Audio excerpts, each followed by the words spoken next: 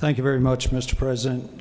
I sensed a motion to resolve the debate in the air, and I'm very, very honestly thankful, Mr. President, for the opportunity to come up and speak to this amendment today.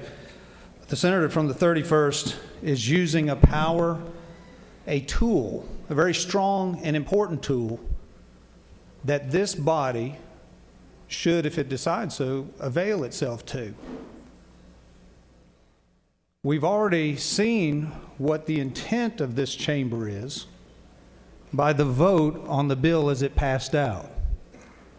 The intent of this chamber is to do exactly what the senator from the 35th wants to hold fast on, which is to get rid of that preferential tax treatment.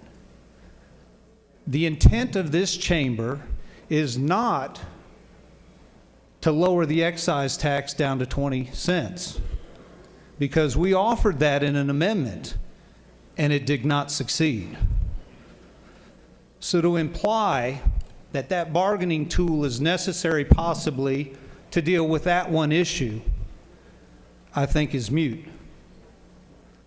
The reality is, and for the people of Georgia, the great concern should be, will they be represented in that conference committee?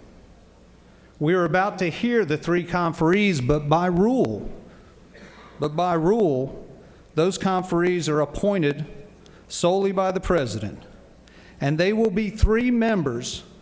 Listen to this, folks, especially you in the minority. There will be three members who voted in the majority. There will not be a minority vote, I promise you, a minority voice in that conference committee. There will not be a voice of reason for the taxpayers of Georgia that reflect the minority position that this Senate had on the transportation bill. This is an opportunity to solidify a very small voice for the taxpayers of Georgia.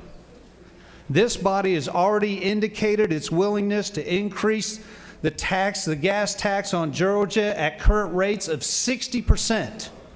This body has voted for a 60% increase on fuel taxes based on current fuel costs. The House sent us one with a 100% increase. I tell you what, the taxpayers of Georgia, the people of Georgia are looking for relief. And I hope we have a conference committee that will include their voice. This is our one chance to make sure part of that voice is heard. I strongly encourage you to support the motion.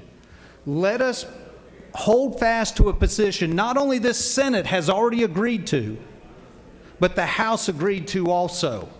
Let's take that variable off the table, and then let's negotiate in good faith for the taxpayers and all the people of Georgia with a conference committee that will include their voice. Thank you, Mr. President. I yield the well. There are no further speakers. Chair recognizes Senator from the 45th. Parliamentary